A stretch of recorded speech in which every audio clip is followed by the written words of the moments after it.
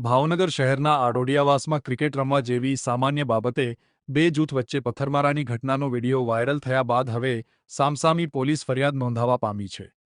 ભાવનગરના આડોડિયાવાસમાં ક્રિકેટ રમવા જેવી બાબતને લઈને બે જૂથ વચ્ચે પથ્થરમારો અને રાઇટિંગ જેવી ઘટના બની હતી, જેની ફરિયાદ સામસામા પક્ષે કરતા ભાવનગરના ડીવાયએસપી આર સિંઘાલે જણાવ્યું હતું કે આ ગુનામાં એક ફરિયાદમાં 13 આરોપી અને બીજી ફરિયાદમાં 9 આરોપી મળીને કુલ 22 આરોપીઓ છે, જેને ઝડપી લેવામાં આવ્યા છે। આ સાથે સીસીટીવી પણ સામે આવ્યા છે, જેને લઈને તપાસ ચાલુ છે।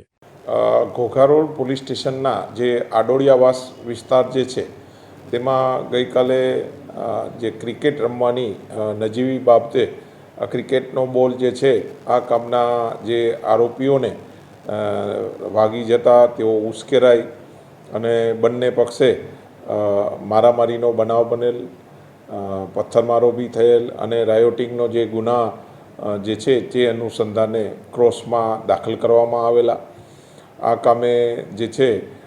13 જેટલા આરોપીઓ અને સામેને પક્ષે 9 જેટલા આરોપીઓ, આમ બંને કેસમાં ટોટલ 22 જેટલા આરોપીઓને પોલીસ દ્વારા પકડી પાડવામાં આવેલા છે અને હાલમાં બી કોમ્બિંગ ચાલુ છે। આ ગુનામાં જે બીજા આરોપીઓ જે છે તે બી સીસીટીવીમાં જોઈ અને તેના નામ બી ખુલવા પામેલ હોય કોમ્બિંગ કરવામાં આવનાર છે અને કોમ્બિંગ ચાલુ છે અને બીજા આરોપીને બી અટક કરવા પોલીસ કટિબદ્ધ છે।